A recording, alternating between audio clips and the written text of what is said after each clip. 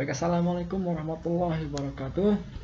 Pertama-tama saya aturkan puja puji syukur kehadirat Allah Subhanahu wa taala yang telah memberikan saya kesempatan pada hari ini sehingga bisa membuat video presentasi ini.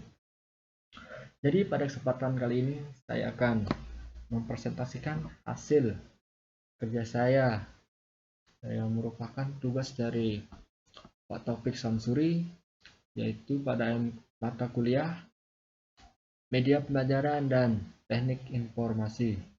Tapi sebelum itu, izinkan saya memperkenalkan diri dulu. Baik, nama saya Satria Jaya, NIM 19051010, Prodi Pendidikan Biologi semester 5 dari Universitas Pendidikan Mandalika. Baik, kita langsung saja ke materi. Reproduksi pada jamur. Reproduksi jamur. Beberapa jamur hanya dapat bereproduksi secara aseksual melalui mitosis. Produksi aseksual dapat pada jamur juga termasuk fragmentasi tunas dan produksi spora. Banyak jamur dapat bereproduksi baik secara aseksual maupun seksual. Jamur berproduksi secara aseksual menghasilkan spora melalui proses meiosis.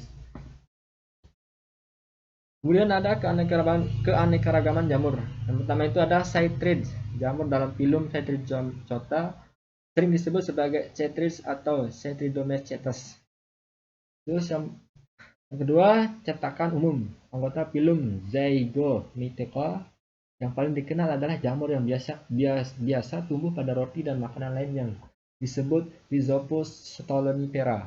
Kemudian ada jamur kantung. Ada lebih dari 60 spesies jamur kantung yang ditemukan di filum Archaeomycota.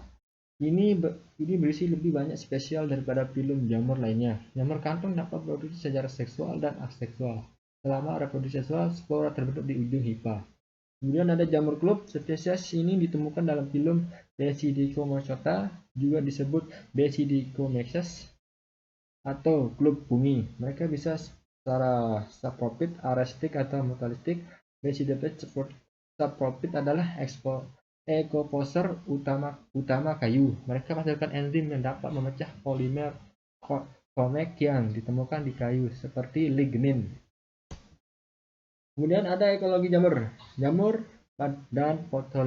Ekologi jamur dan fotosintesis. Lumut, biodikantor, mikroza. Lumut dan mikroza adalah dua contoh hubungan mutualistik antara jamur dan organisme lain. Lumut, hubungan simbiosis antara jamur dan alga atau pasangan fotosintesis disebut lumut. Jamur biasanya adalah Achomycete, tetapi lumut juga dapat mengandung Basidiomycetes. Mitra fotosintesis adalah ganggang hijau atau Cyanobacterium yang menyediakan makanan untuk kedua organisme. Jamur menyediakan jaring hipa yang padat tempat alga atau Cyanobacterium dapat tumbuh. Kemudian jamur dan manusia. Sebagian besar jamur memiliki efek positif pada kehidupan manusia. Peran mereka yang paling penting adalah sebagai pengurai, membantu daur ulang nutrisi yang ditemukan pada organisme mati. Pengurai bahan organik membuat nutrisi tersedia untuk organisme lain yang mencegah organisme mati dan limbah yang mengotori permukaan bumi. Kemudian di sini ada superhero jamur. Kenapa saya bilang superhero jamur? Karena jamur ini juga merupakan banyak kaya akan manfaat. Anda mungkin tidak tahu bahwa jamur membuat dampak dalam perjuangan kita melawan kanker dan penyakit lainnya, sehingga saya katakan sebagai superhero. Menjadi pahlawan super berikutnya adalah dalam memerangi kanker.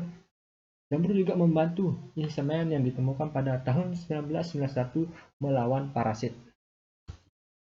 Obat kanker. Obat paclitaxel adalah obat penting yang menghentikan pertumbuhan sel kanker. Bahan kimia tersebut dibuat dari kulit kayu dan daun pohonnya yang pasifik, tumbuhan hijau langka yang menjadi rumah bagi burung hantu tutul yang terancam punah. Karena pohon harus dibunuh untuk memanen kulit bagian dalam yang dibutuhkan untuk menghasilkan paclitaxel, maka secara finansial dan lingkungan mahal untuk memproduksi obat dari pohon yang tumbuh lambat ini. Dari pengobatan prasejarah hingga obat kanker mutakhir, jamur telah memainkan peran penting dalam pertempuran manusia melawan penyakit. Jamur penangkal kanker. Ilmuwan menemukan bahwa jamur edopit tertentu hidup dalam hubungan mutualistik di dalam sel-sel pohon. Jamur ini menghasilkan fasilitasal secara independen dari pohonnya. Para ilmuwan percaya bahwa gen untuk menghasilkan bahan kimia tersebut ditransfer antara pohon dan jamur sebagai hasil dari hubungan mutualisme mereka. Selanjutnya, para peneliti perlu menentukan apakah obat ini dapat diproduksi secara massal dari jamur agar melawan kanker ini tersedia bagi mereka yang membutuhkannya. Baik, itu saja dari saya. Saya mohon maaf bila ada kekurangan atau tutur kata yang kurang berkenan dari saya. Wabillahi taufiq wal hidayah. Wassalamualaikum warahmatullahi wabarakatuh. Terima kasih.